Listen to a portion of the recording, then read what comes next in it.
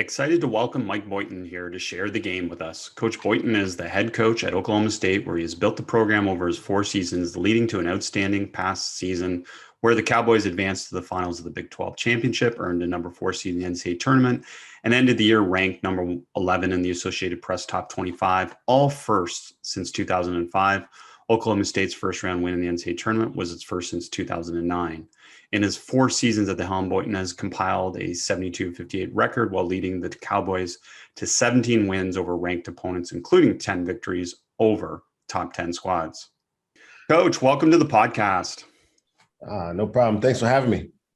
It's great to talk to you, coming off an outstanding season, new contract, all these things. But I went to the first page of your bio, and cool, that the first line is "Let's work."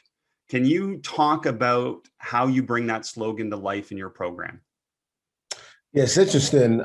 First of all, I appreciate you, Chris, for just giving me this opportunity. I'm a basketball junkie, so a lot of your content I pour over time and time again. If you're able to get to my likes and my Twitter page, a lot of it is stuff that I want to reference again at some point later on during the season or in the off season, just things I want to study. So I appreciate the work you're doing, and I admire your passion for the game. But "Let's work" is it's a pretty cool saying, right? And it's probably one that many people can identify with in our industry as a whole.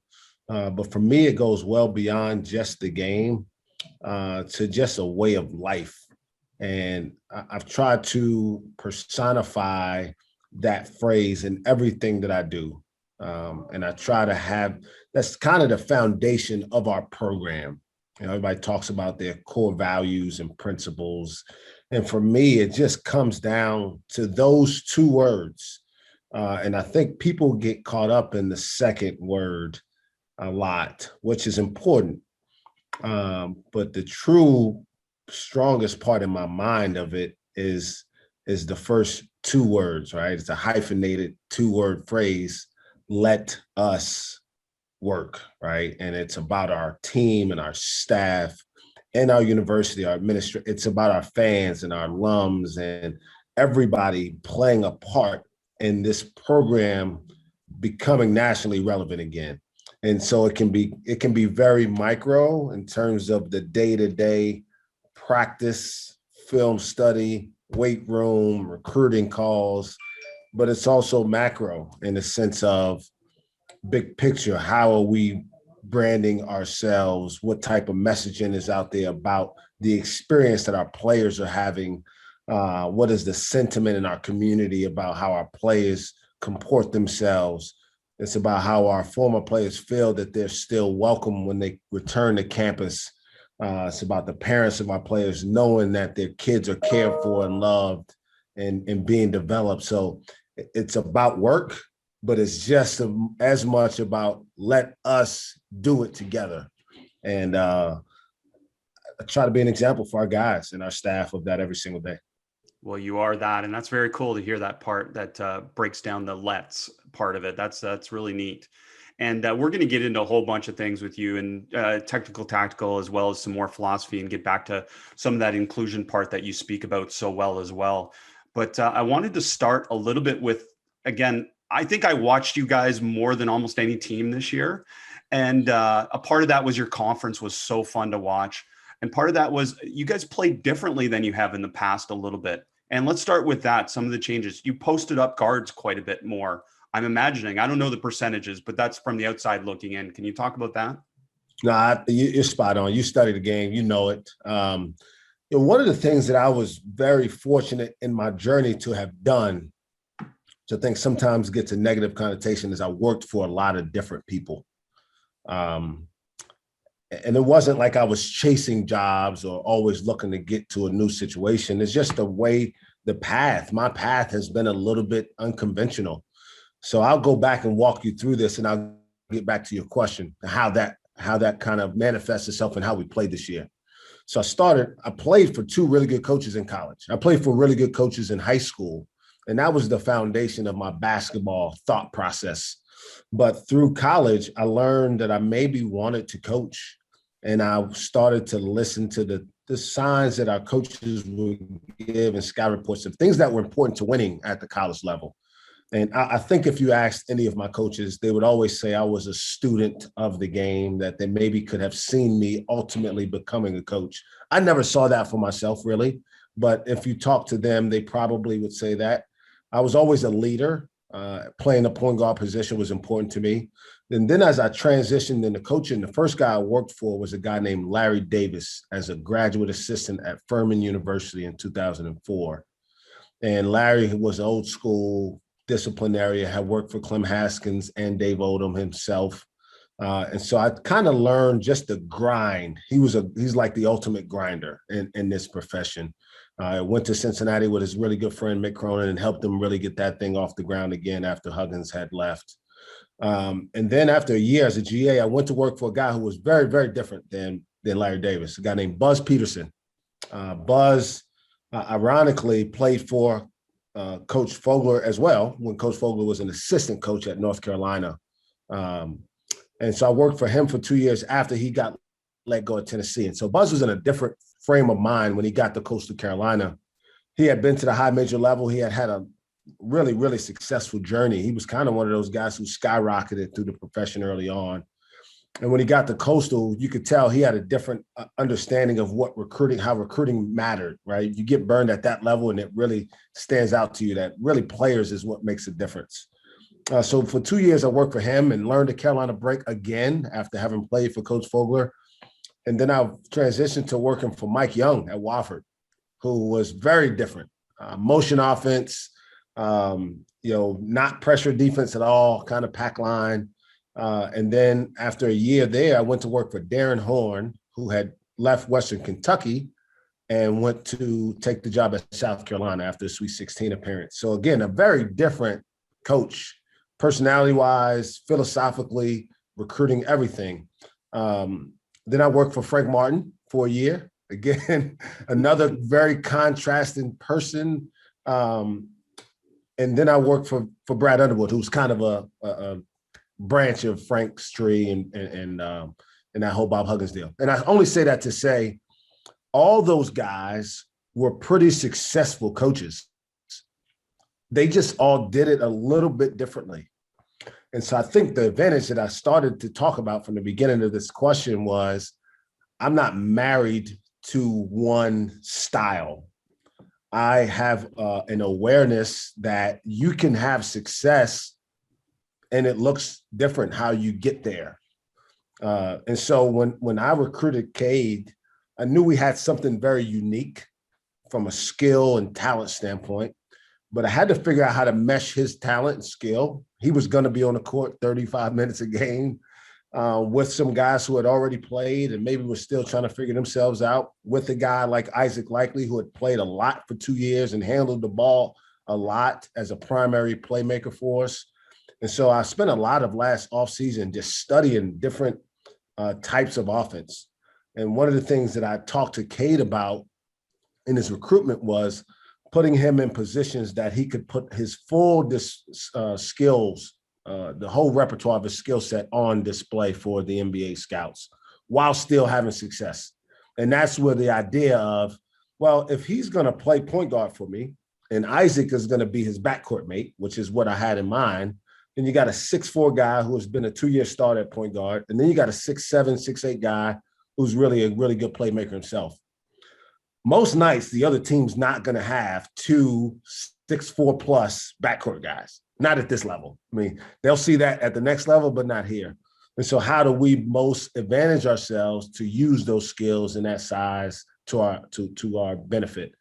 And you couch that with the fact that we didn't have a great naturally interior post presence other than Caleb Boone, who was coming off a good freshman year, but you couldn't necessarily feel like you could count on him to carry you in there.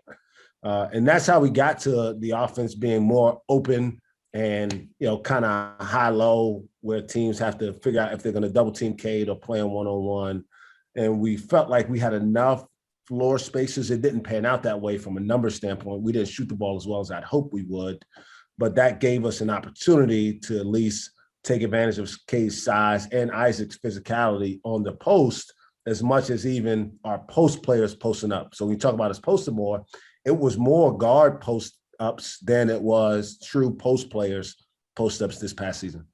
Yeah, it's great. And I love that progression of understanding that you just shared with us. I imagine that this concept of not being married to one style is a reflection of the modern game a little bit more, but also a reflection of just more players are more skilled.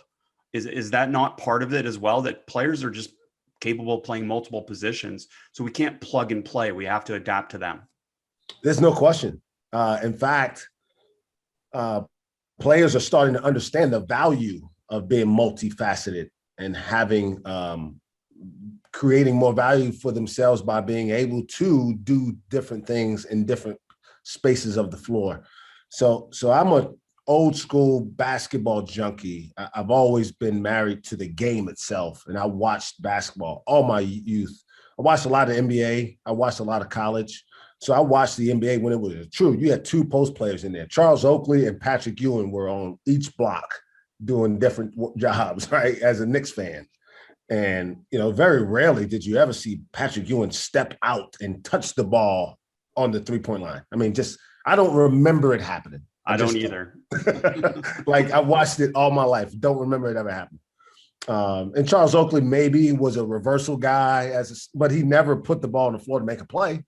And those guys played most of the game for the Knicks. And then you saw Anthony Mason and Xavier McDaniel kind of become a little bit more skilled. Derek Coleman, those guys came along. You saw bigger guys with more skill. And so absolutely, I've watched the evolution of the game to the point where I think it was 2 years ago, somehow it got lost on me that I think it's Brook Lopez, who plays for the Bucks, became a primary three-point shooter. Like, it blew my mind. So I go to the Thunder Bucks game because I'm here in Stillwater and it's easy to get down there, mostly to see Giannis. And I watched Brook Lopez go like 4 for 4 from 3 in the first half. And I was looking around like, when did that happen? And then I decided, just because I'm always curious, I looked up his stats. Like, that's what he does. Like, he's a three-point shooter now. And so it got me curious about when did it actually happen? I looked at the stats, like his first 3 or 4 years in the league, he not only didn't make threes, he didn't shoot any of them. And it just shows you got to be open-minded and give kids a chance to show you some of the things that they could develop into. And I think that's what we've tried to do in our program as well. Well, and it might speak also to the fact that he maybe always had that skill, but he never had the freedom. And now that's what we're seeing in the NBA going down. It's just the freedom that players are allowed to play with. It's just remarkable unleashing of skill, isn't it? Absolutely. I mean, you look at guys who Kevin Durant's obviously, like, it's like, it's bizarre to think a guy that big, like, he's a guard. I mean, there's no question about it, and then you got true post players who traditionally would just be on the block, banging against people. And now the understanding of the value of shots, right, has changed the way we approach this thing. And I think it's pretty good because it's almost forced guys to learn how to play as opposed to just being athletes. And I think you're starting to see more and more where athleticism has less value the higher you go up in the game. And I think that's a good thing. It's a good thing. And the other part that you alluded to there, which players are smarter because of the analytics. And I think that's a big part of that is the analytics have gone down to players and they just know just enough to understand the value of different shots and different things. And is that a part of your program then, educating them about what the analytics mean and how it helps them? Absolutely. And we talk about the progression of offense and at what point in the shot clock is a shot actually a good shot, right? Whether it's in transition or in the middle part of shot clock or late shot clock could very easily tell you whether that shot is better for you at that moment even, right? In transition, a 3 is really, really good because you're in rhythm. The defense is all balanced, out of whack. On the offensive rebound, same thing. Late shot clock. In the middle of the clock, if you got 7 dribbles, you're being pretty inefficient and we're not getting the ball movement and breaking down the defense to put yourself in position to get the highest value of shot that you can get. Whether or not you can make it at a high percentage, if you get that shot enough over a period of time, if you've worked on it, you'll have a better chance of scoring.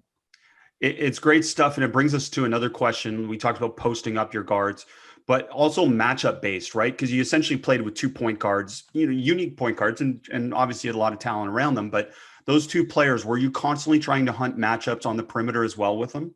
Always. And we actually got more matchup conscious as we went through the year, partly because we had a fairly young team and it took them a while to understand the why. Because when I played, there wasn't a why, right? You just did what your coach told you to do, and he figured out later if it worked or not.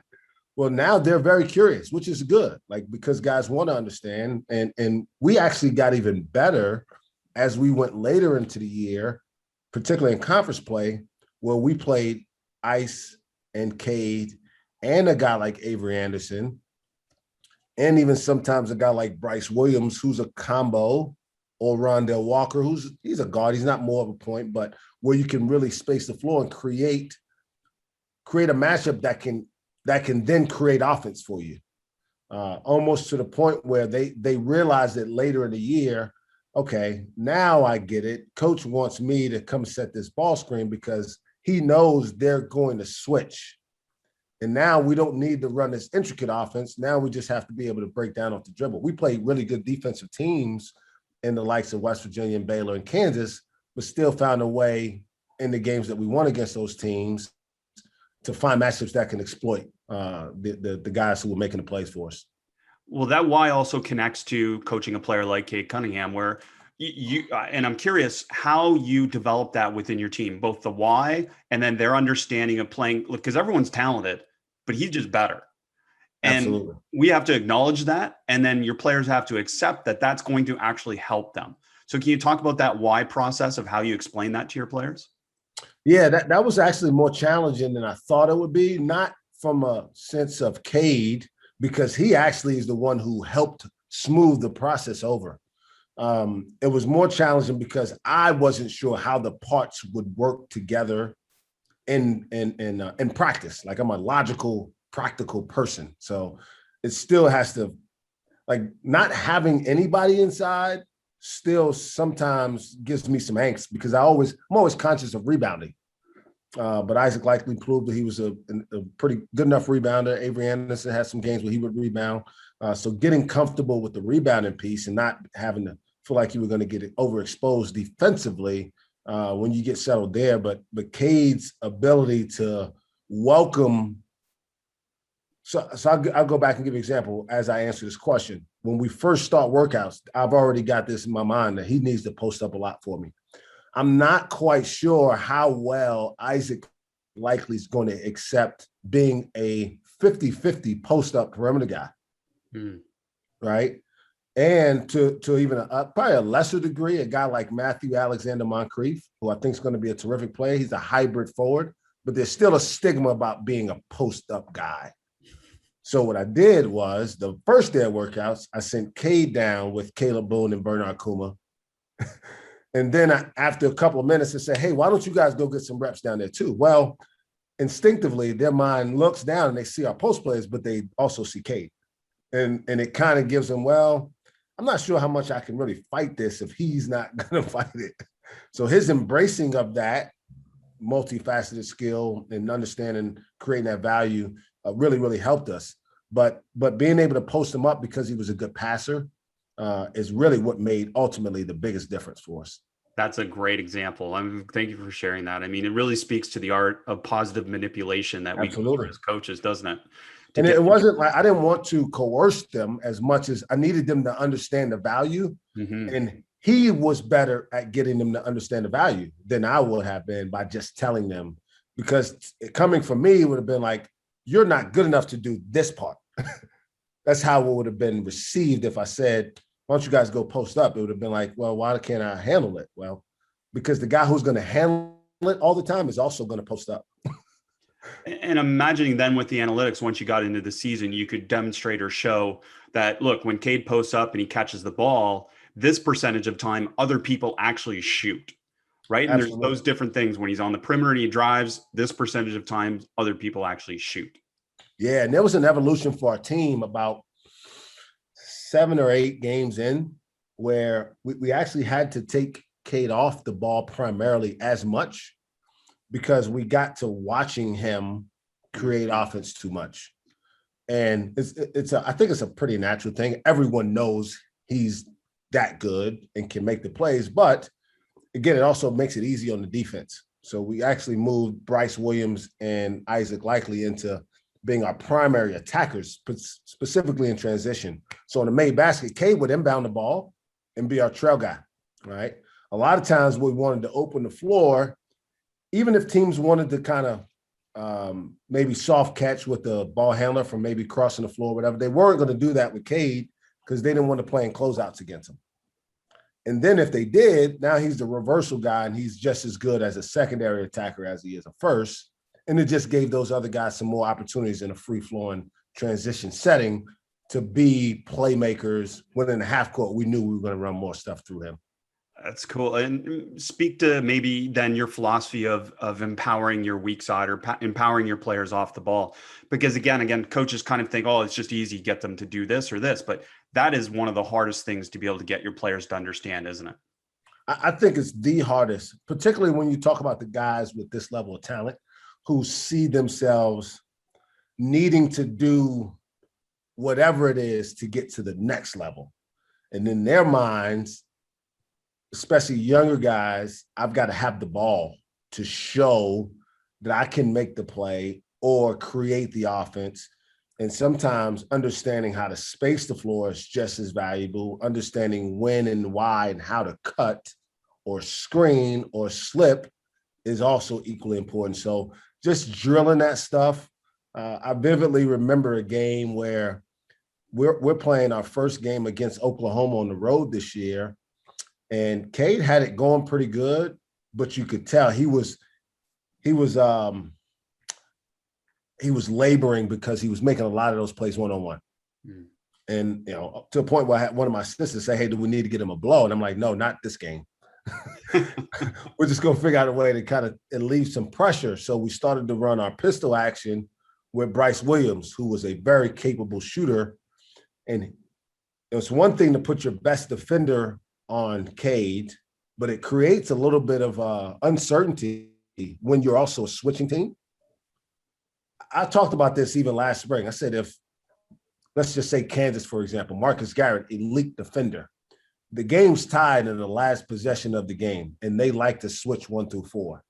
If I send another guard to screen Marcus Garrett, is he going to give up the matchup? I don't know.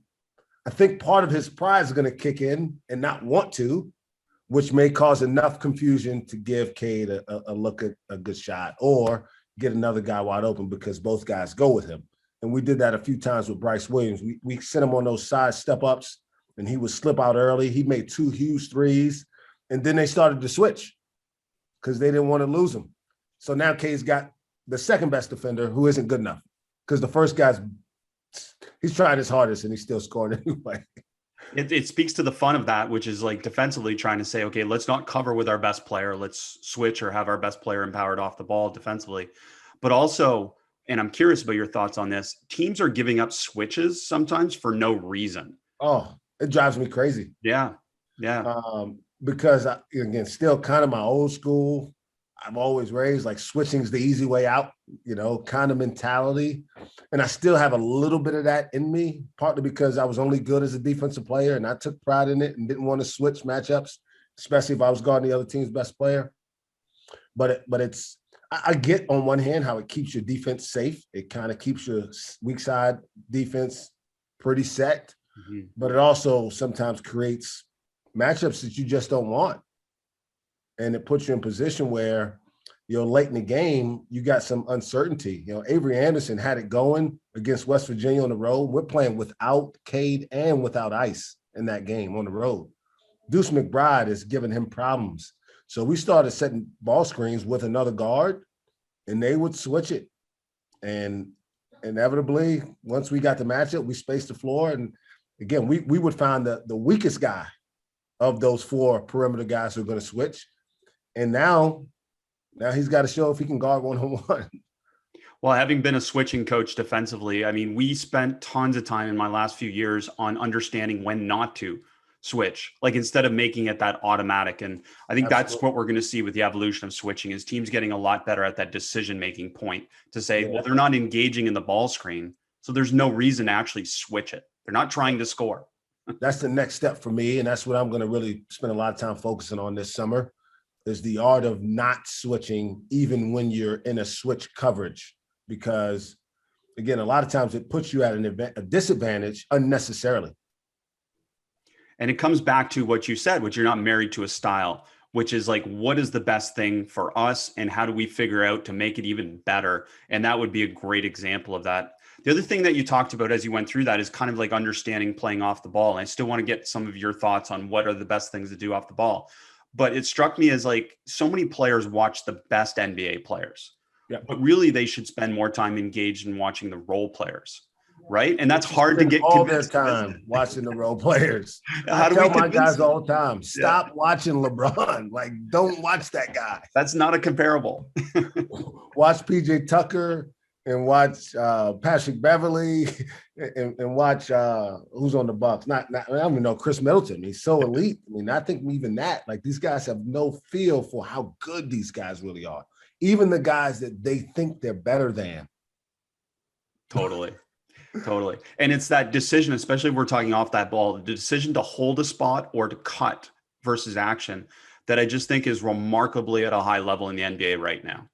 Yeah, I think, and I study this thing and I've watched it I've really, really studied the Warriors for the last probably 7 or 8 years. They know how to get Steph shots. The other four guys on the court, because that we talk about putting a team in a blender, right? And putting them in rotation. Everybody has a different term for it. But what we guys don't understand is after the blender started, we don't need someone else to stop and restart the blender. Because Cade was the blender starter for us.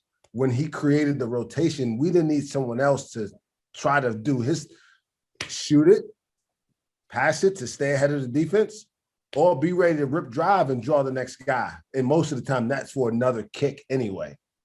But Draymond, my point was Draymond's so good. He splashes to the ball and almost leads Steph into a shot. And Steph does as good a job as anybody I've ever seen with moving after he's immediately passed the ball. Because most guy working his butt off trying to stop Steph from getting a good shot, when he gives the ball up, they feel at least for a half second, that relief. All right, he didn't score this time. Well, that's when he's at his most dangerous because he's an elite change of speed cutter. And those guys do a great job of finding him in those corners after he's given up the ball. That's such a great example, Coach. It's that respacing action, or that they just find him again somewhere else with a quick, reversal handoff or a quick kind of screen back. These type of actions that are just so hard to cover because it's the inherent nature of a defender to relax for a second, isn't it? When they're Absolutely. off the ball. Absolutely. And especially when you're guarding a guy like that, your mindset isn't necessarily to defending on cuts because Steph handles it a lot. It's to stop him when he has it from getting a quality shot as much as you can, as good as he is. And then when he gives it up, you feel like there's at least a half a second or a moment in time where, all right, you can catch your breath. But again, kind of like Reggie Miller, when he used to run around all the time, those guys are more dangerous without the ball even. I think the thing that makes him unique, and I experienced this coaching against Trae Young, a lot of guys are becoming this way, the depth at which they can shoot the ball efficiently. Like when you have to guard a guy at the 35-foot mark because he can make the shot consistently, it's almost impossible. This has influenced me in what I teach, and I'm curious to get your thoughts. And I've never asked anyone this, but thinking about shooting and going, when you and I grew up, we used to spend a lot of time coming off of down screens and on air and just working on our turning footwork. But the reality is most threes nowadays are happening on catch and shoot on the spawn. So I'm curious, has that influenced how little you now teach coming off a stagger and getting your feet square? Is that just a specialty for certain players now? Yeah, and I'll say this, I've been a head coach only 4 years. So a lot of my career has been as assistant, and I just did what our head coach. My job was to help us execute his vision. And even so, when you first become a head coach, you just kind of do the things you know until you can evolve. In my first year, I still remember our first probably month, or maybe the first 3 or 4 months that we were getting prepared for the season. I've got guys running off pin downs and staggers. And then I look up halfway through the season, as you study and film, we don't ever shoot those shots in games. But those are the shots that we're practicing. And I'm like, we're doing this thing backwards. Mm-hmm. We got to figure out how we're going to play and where guys are going to get shots from, and then build practice based on that. Well, and it speaks to the importance of learning how to space and get ready to shoot. Right. Absolutely. And that type of thing that happens. And you're absolutely right. Like you see it sometimes, obviously from trainers or different things working on these pin downs and stuff, and that just doesn't happen very often. And if it does happen, it's very much a specialty. Like, are there 15 players in the NBA that come off of staggers now and shoot? Sure. I mean, and that kind of speaks to just the evolution of offense and the value of shots. A lot of times, if you're coming off a stagger, guys are going to shoot a long mid-range jump shot.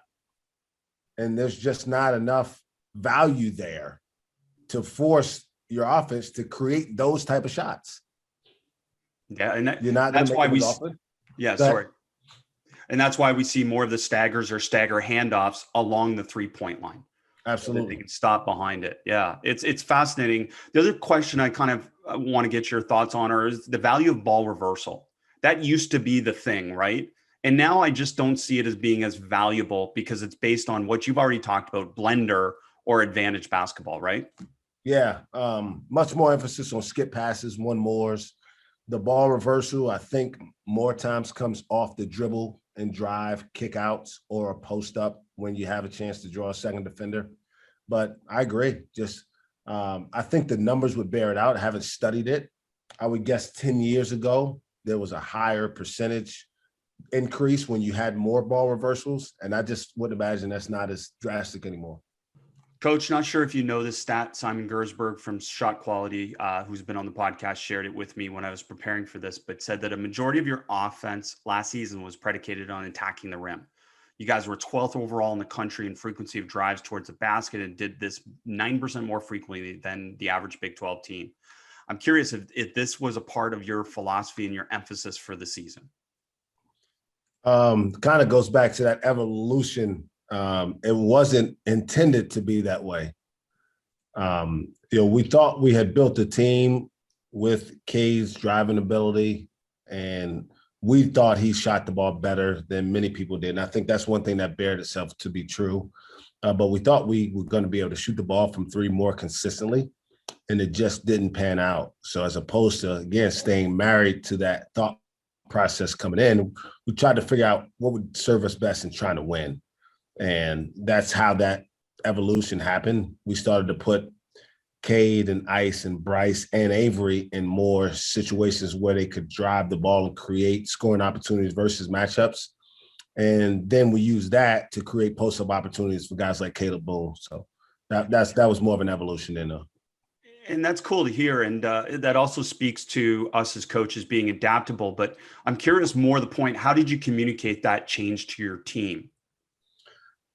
I'm pretty honest with him.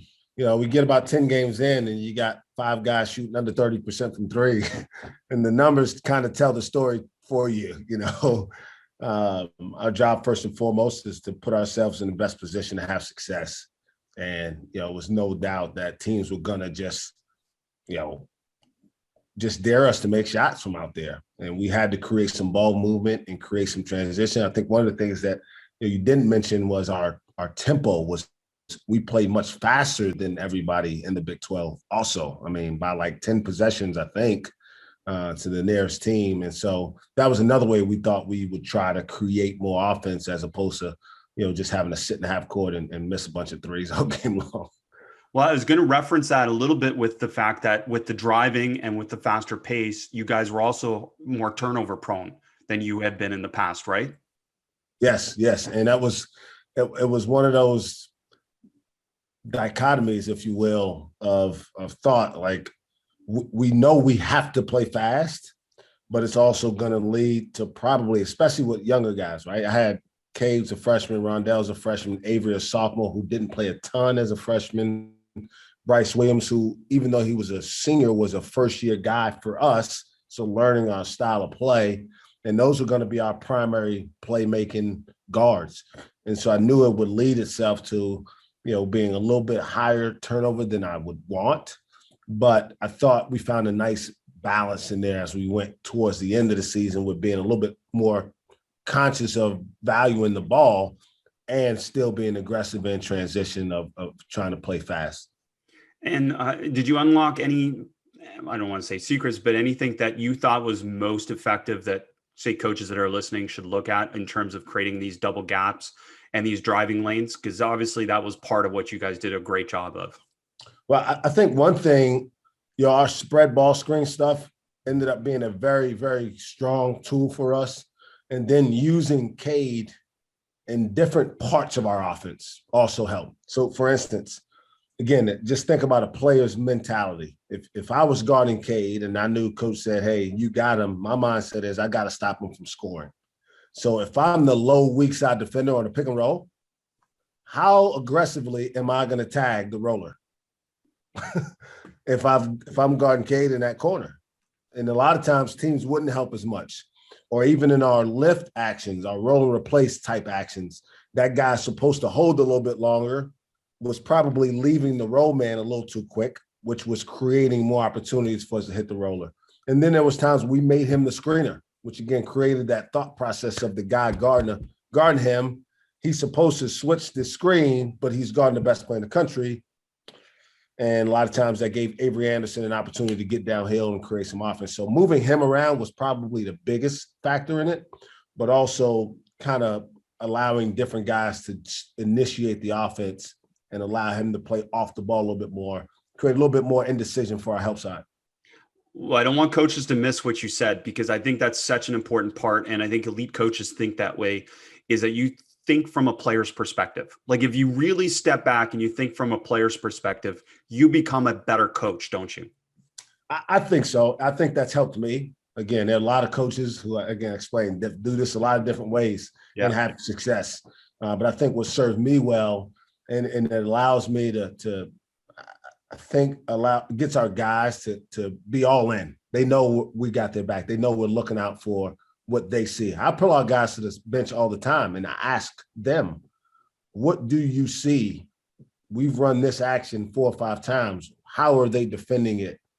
And even on the defensive end, we're not talking much about defense, but defensively, I'll ask them, what's our best coverage here in this situation? They're going to set this ball screen with Dave McCormick. Should we hard show? Should we go under?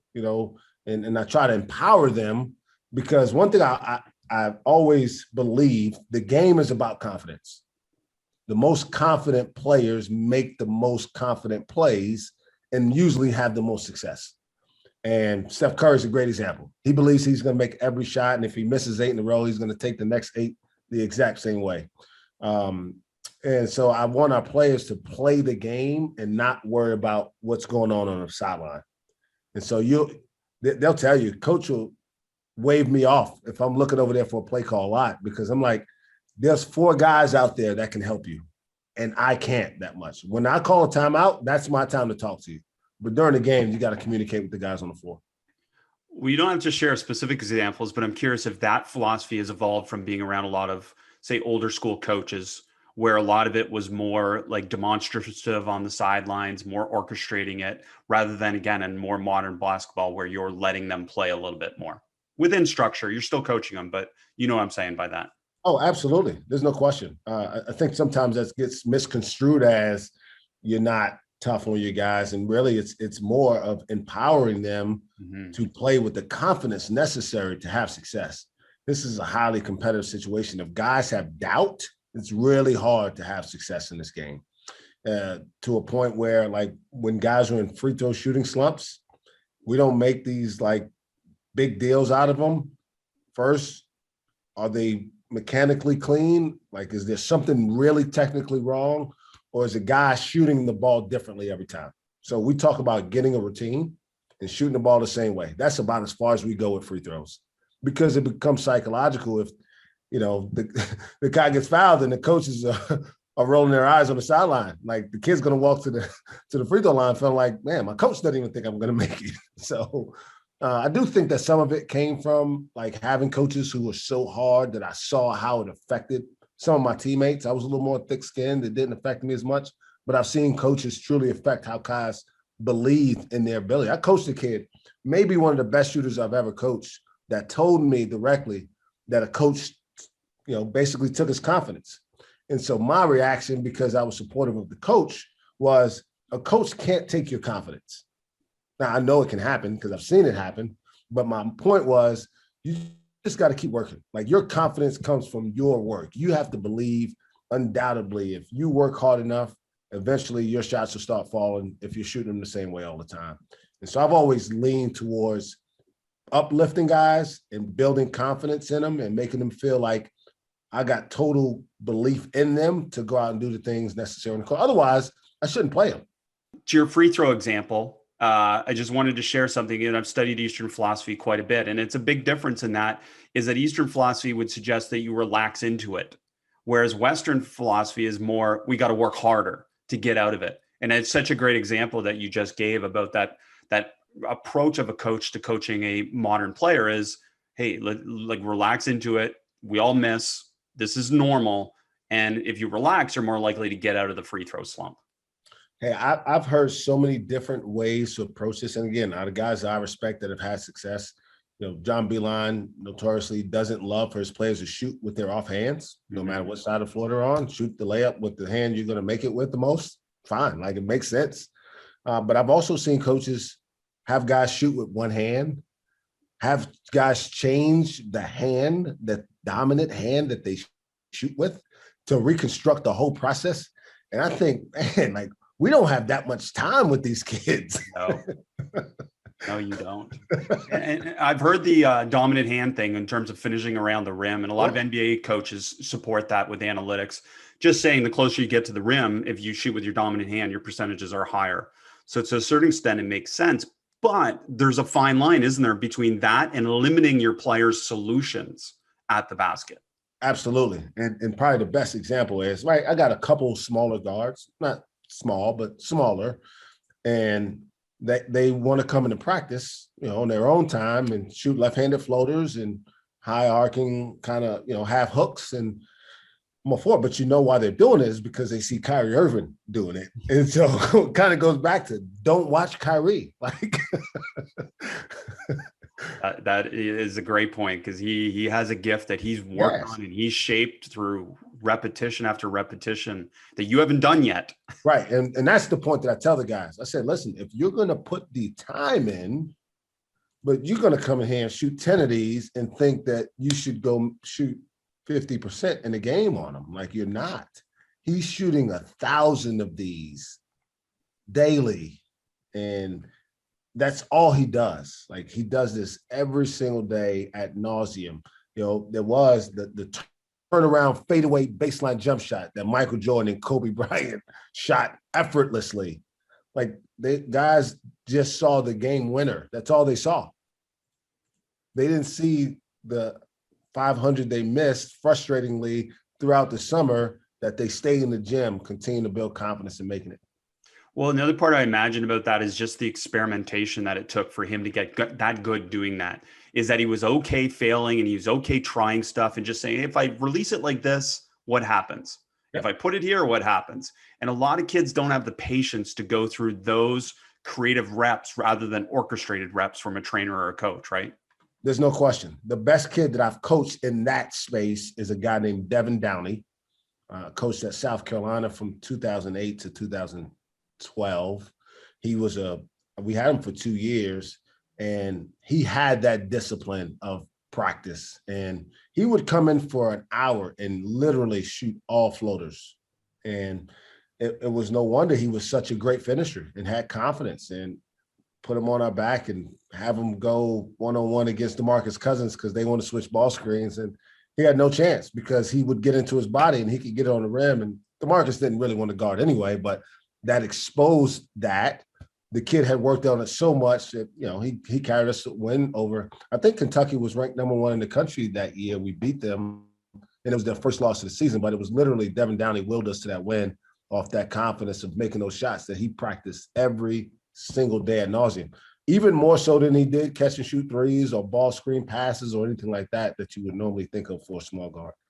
That's a cool example. And at least you think this is just offense, coach. I did have some defensive stuff. And Okay. one of them was from an assistant in your conference as I was preparing for this that told me that what he thought you guys did an outstanding job with this year was keeping your opponent off balance, with your defensive, and you started changing defenses, playing some zone and matchup and 2-2-1 and stuff. Can you talk about that again? It's coming back to what you said originally, where you're not married to one style, but what was the key for you to go into this more changing defense? Again, at my core, the way I learned to play the game and really coach the guys that I worked for early on, straight man-to-man, switch in emergency only, 3/4 the post, you don't double in there, just simple things, deny, extend the passing lane. Then I worked for a guy who put some of that stuff on steroids. Like the way we played at Stephen F. Austin when I worked for Brad Underwood was something I don't know if I could ever replicate. But as I've kind of become more into my own philosophy, I feel like our team is built and designed to best have success playing multiple defenses and keeping teams off balance. And there was kind of an eye-opening moment for our team this year. Kind of again goes to my open-mindedness and adaptability, which I think is one of my great strengths as a coach. We're 3 games into the season and we go to Marquette, who was really talented this year, had great size. We didn't. And I was convinced that we had to play them straight man-to-man and just force them to make plays one-on-one, not allow them to pass the ball as much because I thought they had skilled guys. And lo and behold, we were down like 10-2, a minute and a half into the game. And it didn't look like we would ever get a stop. I mean, we're 6 possessions and we're not coming close. And one of my assistants says, hey, why don't you just try the zone? We hadn't played zone yet in the season. We're on our first kind of real game. I mean, no disrespect to the teams we played before then. We played at UT Arlington. We played Texas Southern. Good teams, but this is a Big East team on the road with a bunch of young guys. And we played 37 minutes of zone and basically won the game by like 8 or 9 points. And I think our kids even were looking around like, why the hell haven't we been doing this more? Because we started to play with a little bit more juice and guys were more connected. We were getting deflections and we were rebounding better because we were in better position. And it really helped me figure that this is a team that can do this. It gave me confidence that we could use that in a more consistent manner, still sprinkling our man-to-man, but that zone was going to be a really, really big tool for us. And I think the other connection was that it created shorter closeouts for you guys as well to be able to defend the 3-point line. And that's another part of this nowadays is obviously trying to defend the 3-point line. There's no question. And it's interesting because most people think that a zone gives up more threes. That's a natural thought process. That's maybe why people think, Boeheim plays it a lot. Well, they give up, but teams don't make a lot of them because they're long and they get to you and all that stuff. And we had a team built like that, not quite as long. But the other thing about playing man-to-man, as aggressive as you need to be, is an incredible need for multiple efforts in every possession. And Baylor did as good a job as any team I've ever seen at doing that part in their man-to-man. And Scott Drew's evolved from being a primarily zone team to having really athletic guards who can cover space.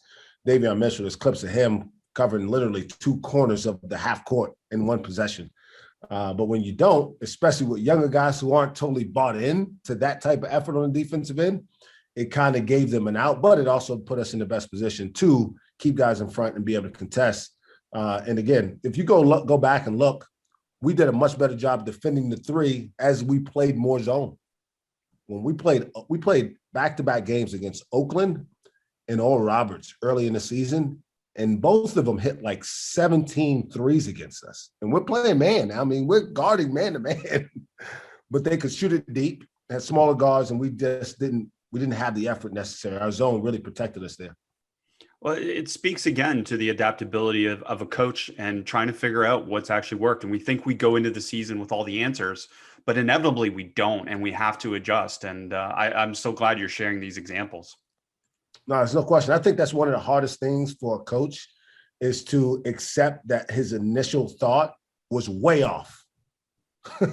Like, because we want to feel so confident in our ability. And I think sometimes it's not wanting to project on our players that we don't have the answers. And what I've always told our guys is, guys, we're going to learn each other as we go through the season. And you guys are going to learn some things about us, but I'm going to learn some things about you and myself as we go through the season, because at the end of the day, the mission is the same. So if we keep our focus on the mission, which is to put our team in the best position to have the most success, then that means that what we thought in November may look very different in December, certainly by January or February. And by March, we were playing a totally different brand of basketball than I thought we would coming into the season. That's great. And Coach, I mean, this has been so fun. I have to get into this with you a little bit because I've done a few podcasts prior to this one on coaching transitions, getting a job or getting fired and moving to a different job. One thing that is very well documented in your history is a little bit of the disappointment of not getting the Stephen F. Austin job. Can you speak, not to not getting the job, but speak to how you handled that? Because there's tons of coaches in the world that are in the same situation where they think something's going to happen and then it doesn't happen. And what are some of the best practices to be able to move forward? Yeah, so, as I reflect on this, the further you go along, the more reflective and introspective you are. I'm starting to feel like I'm getting old because I have a lot of these moments now. But some of the best things that have ever happened to me in my life are moments that I didn't get the thing that I thought I wanted the most. In 2012, while working at my alma mater, so I got back to South Carolina when I was like 26 years old, and I felt like I was like on this rocket ship up to the top of the college coaching mountaintop. I worked 4 years at different places, and now I'm back in the SEC at my alma mater, place where I know a lot of people. There was so many comforting elements to that. I met a young lady who eventually became my wife. Things were riding high, and we get fired. And I'm not sure if that was the moment that I realized this is business, because the AD went down to Darren's office and gave him the news. And I'm sitting there in my office at the time with a degree hanging on the wall, like I'm a part of this place. And he, surely enough, came down to my office not long afterwards and said, "Hey, I thank you for your effort here. I know you love this place, but we're going to move in a different direction. I need your keys by Monday." And there's nothing like that reality to put you back in a good perspective. On a side note, my wife was pregnant at the time. So it really helps charge your brain. But some of that, because that happened, Frank Martin replaces Darren Horn as the head coach at South Carolina. On his staff at K-State is a guy named Brad Underwood, who I'd never known. So I meet Brad in that transition and eventually go work with him at Stephen F. Austin, where we have wild success. Very good. And so again, that was a big moment for me because of the success we had. Brad gets the job here, and I go through that process thinking, this is the job for me. If I'm ever going to be a head coach, I'm going to get the start here. We've won like 90 games in 3 years, went to the tournament every year. Our kids are doing well, and I'm a big part of it in my mind. And okay, when I don't get that job, you could imagine just the negative thoughts like, well, maybe this never happens for me. Because if it can't happen here under these circumstances, I don't know a better circumstance. But the truth is, oftentimes, that thing is the thing that gives you the opportunity for success when your chance comes. And because of that, when I got the Oklahoma State job, and I'm not going to claim a great level of success, but I think we've done okay so far. But it's because I know how precious these opportunities are, how hard they're to come by, how you can do everything right and not get one. And I was determined, come hell or high water.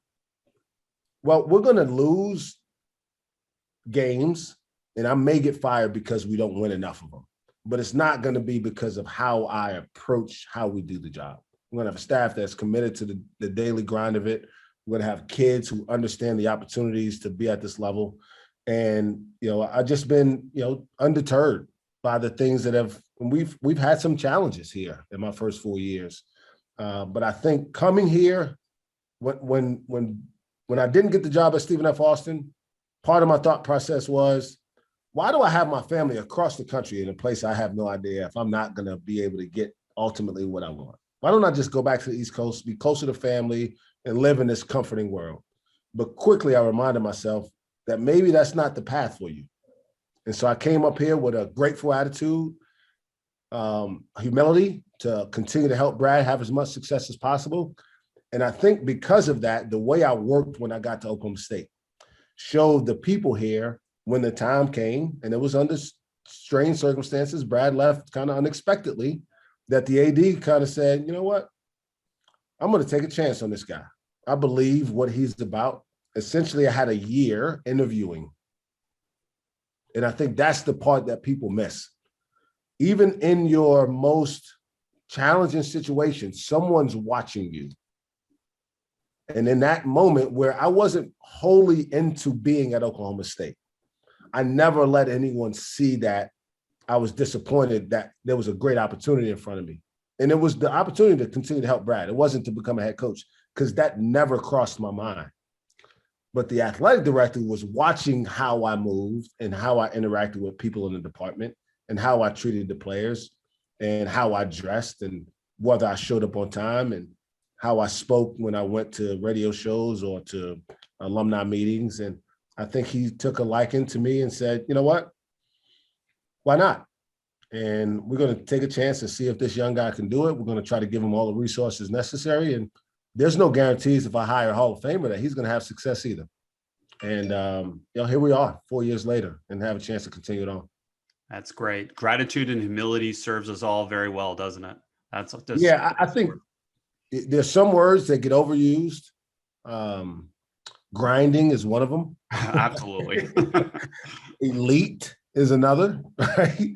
If everything's elite, then nothing is, right? But there are a few words that I think are pretty undervalued in our vocabulary. One is humility, and another one is self-awareness.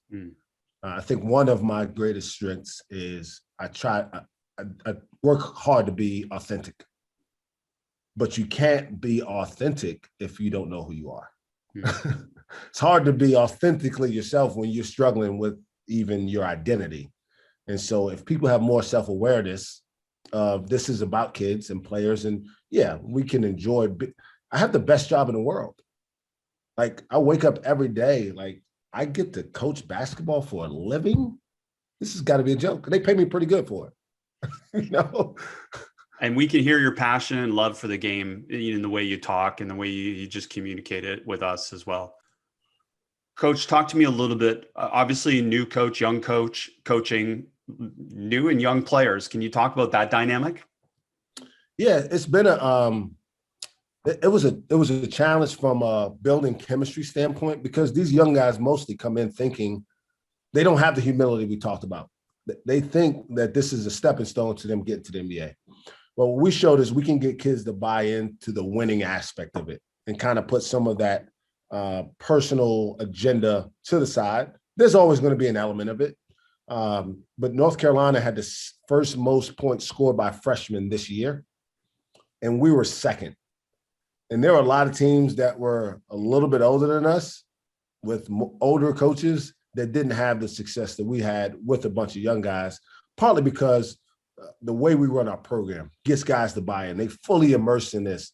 And again, it was led by a guy who I think is going to shake Adam Silver's hand as the #1 pick in the draft here in a little while. And I couldn't be more thankful for him and his family for the all-in commitment that they made, which made my job much easier. And I certainly hope that that's an example to other young guys, that this is a place you can go and you can do both, right? There was this narrative that Anthony Edwards went to Georgia, didn't have success, even though he still put up numbers. Ben Simmons, Markelle Fultz, that you can't be elite, go to a non-blue blood and have success both as a team and individual.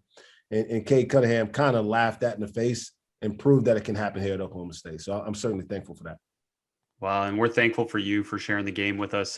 Definitely grateful for you taking the time, and it's been really enjoyable to watch your program over the last few years, and grateful for the success that you had this year, no doubt, and it's going to continue with what you do. So, thanks for sharing the game, Coach. Thanks a lot. I appreciate it.